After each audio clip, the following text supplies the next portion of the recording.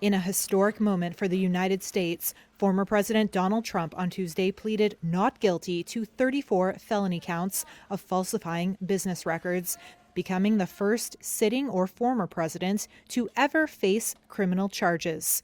He is accused of paying two women to suppress their accounts of sexual encounters with him.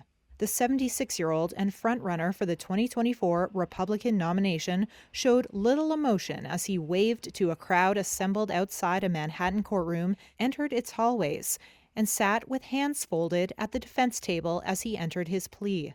The indictment alleged that Trump and others violated election laws through a scheme to suppress the publication of negative information about him ahead of the 2016 U.S. election. The two women were adult film actress Stormy Daniels and former Playboy model Karen McDougal. Trump has denied having had sexual relationships with either woman. Prosecutors said some of the evidence against Trump was caught in an audio recording in September of 2016 as he and his attorney, Michael Cohen, allegedly discussed how to suppress stories about his affair. Court documents said Trump can be heard saying, "So what do we got to pay for this?" Cohen served more than a year in prison after pleading guilty to a federal campaign finance law violation for paying Daniels. It is 34 business records, 34 false statements in business records that were concealing criminal conduct. Manhattan District Attorney Alvin Bragg, a Democrat, spoke to reporters after Trump's arraignment. Less than 2 weeks before the presidential election, Michael Cohen wired $130,000 to Stormy Daniels' lawyer. That payment was to hide damaging information from the voting public. The participant scheme was illegal.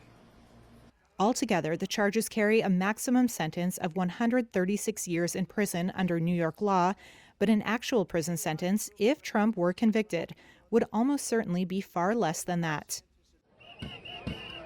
Hundreds of supporters and anti-Trump protesters, separated by barricades set up by police, rallied near the courthouse.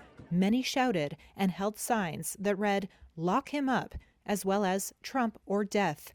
I'm here to promote Trump's new name, felony. President Trump, we love you. We support you.